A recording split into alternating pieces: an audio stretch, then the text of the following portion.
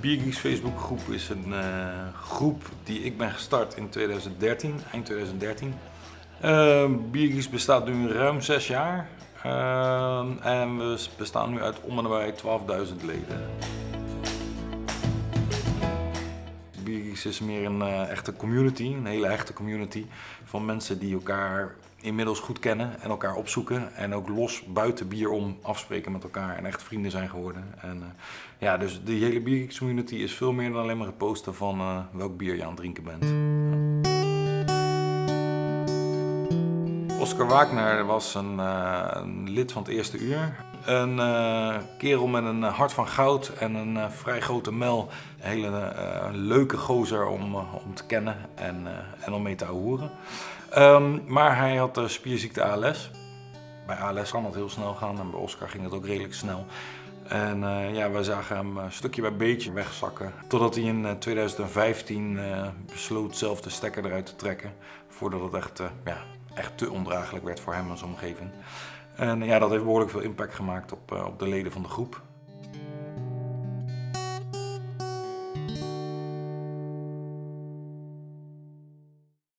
Ik werd op een keer op een zondagochtend wakker en kreeg een brainwave en heb toen geroepen van eigenlijk roepen we altijd van alles over elke brouwerij zijn bier.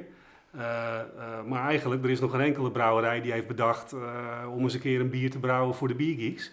En op een gegeven moment haakte Ronald van der Streek, die haakte als eerste erop in en die zei van vind ik een tof idee, dat wil ik wel oppakken. Alleen dan gaan we er een goed doel aan hangen. Ja, dat werd Stichting ALS.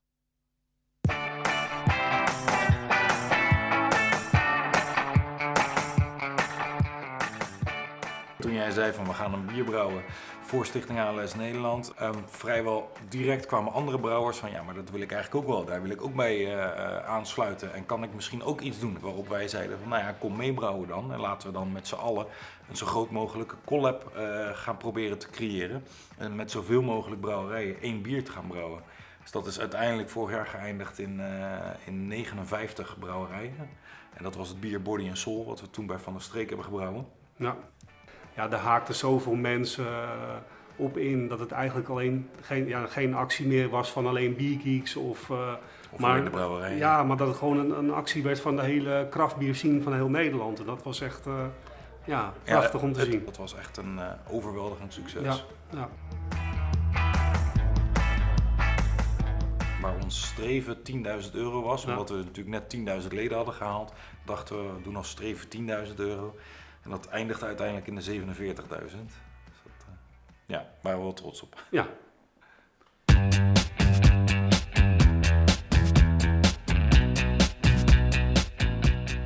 Dit jaar hebben we gewoon met z'n drieën gezegd, Ronald van der Streek, Marcel en ik, we gaan het nog een keer doen. We waren er toch wel weer klaar voor. We hebben brouwerijen nu zelf aangeschreven van willen jullie meedoen? Eerst de brouwerijen die vorig jaar natuurlijk hebben meegedaan.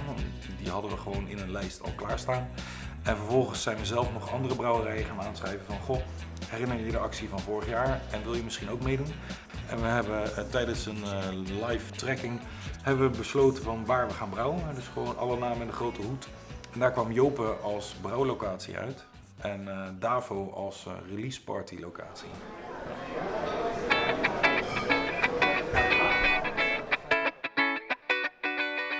Ik moet zeggen, Joop heeft een topdag georganiseerd voor de brouwers.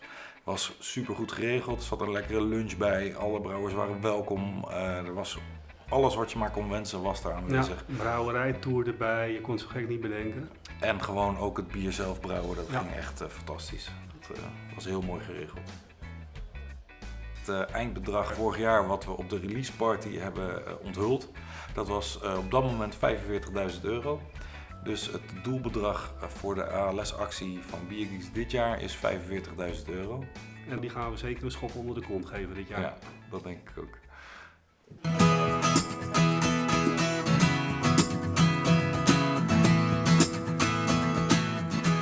Dit is ook weer een mooi voorbeeld hoe we als community opstaan, als één.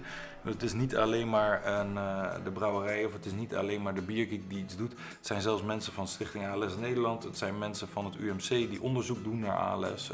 Iedereen komt Kom bij elkaar als één en laat zien van god, dit is gewoon nodig. En super tof wat er hier gebeurt en wat jullie aan het doen zijn. En ja, dat is wel iets waar ik enorm trots op ben. Ja.